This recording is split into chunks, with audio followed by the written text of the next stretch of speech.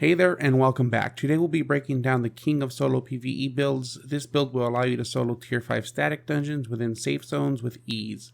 This build is the most powerful solo PvE static dungeon build of them all. It absolutely melts the mobs. I'm sure you've guessed it, we're talking about the Shadowcaller. Nothing feels better than pressing a button and seeing all the enemies' health bars disappear. I do recommend that you have at least 1600 item power to comfortably clear through static mob packs. Before we get into the build, I would like to announce a huge giveaway. As a thank you to the community, I would like to give away an Albion East Silver Founder Bundle worth 50 USD. With the Asian server set to launch on March 20th, you'll get the 3-day early access that is included with the Silver Bundle. The giveaway will end on March 13th, and just to be clear, this is not being sponsored by Albion Online in any way. This giveaway is free, and in order to join, you must subscribe to the channel and comment with your in-game name. Now let's take a moment to highlight the benefits of soloing tier 5 static dungeons, as there are a few. You will average about 2 to 3 million fame per hour. This mainly depends on the number of people farming the static dungeon at that time. You'll also average anywhere from 280,000 to 400,000 fame credits per hour. You can average even more by turning on auto respec and bringing a satchel. However, this can get pricey pretty quickly. You can also expect about 150,000 silver per hour from mobs. Make sure that you are faction flagged, as you'll average anywhere from 8 to 10,000 faction points an hour. You can use your faction points to purchase campaign chests with your faction, which will add even more combat fame through Books of Insight. Now let's get into the breakdown. For your chest piece and armor piece that really makes this build viable is the HELLION jacket. You will depend heavily on the HELLION jacket, as it will be one of your main sources of healing. This jacket not only does damage, but will also heal you to full. Your aura ability will be Lifesteal Aura. This aura lasts 7 seconds and deals damage to up to 5 enemies based on your own current health every second.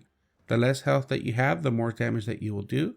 The second perk to this ability is that you will also steal 100% of the health of the enemy that has lost. I really recommend using this when you absolutely need it. If you see yourself around 20%, go ahead and pop this to maximize its effects when it comes to damage output and incoming healing. For your passive, you will select Balanced Mind for an additional 4% damage and healing cast. Up next is your HELLION jacket's best friend and your helmet slot. You will take SPECTER Hood, and your first ability will be Flash of Insight. This will reset the cooldown of your armor ability, meaning your chest piece. This is very important, as it will grant you 2 cooldowns of Lifesteal Aura. This is huge since it will double your damage output and incoming healing. Using both of these items will help you live through larger and harder mob packs. For your passive, you will also go with Balanced Mind for the additional damage and increased defense. Your main hand will be Shadowcaller, and for your Q, you will go with Cursed Tar. Cursed Tar is great because it provides a way to spread vile curses to multiple targets. You will place a puddle on the ground that lasts 4 seconds, and every second it will apply a vile curse to any mob that stands on it. There is a small 3-second cooldown on Cursed Tar. This allows you to place many on the ground to spread the vile curse to all of your mobs. Vile Curse causes 396 magical damage over 8 seconds and stacks up to 4 times. Once you have spread Vile Curse around with your Cursed Tar, you will use your W, which is Cursed Beam. Cursed Beam is great and deals 225 magic damage every half second for 3 seconds. On top of that, if your target has a Vile Curse charge, it will consume 1 every 2 ticks and deal 318 magic damage in a 4-meter radius. This is a great way to AoE down all of the mobs, as it does an insane amount of damage. Now for your E, it will be Inner Shadow. You will self-cast this on yourself and deal damage to all enemies within a 5-meter radius for where you are standing.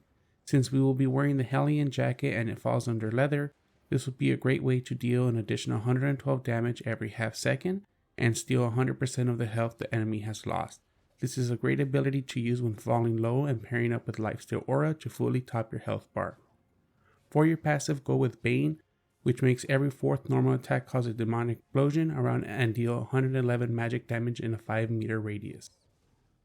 Your offhand will be Muisak. This offhand provides a huge damage increase and mastery modifier.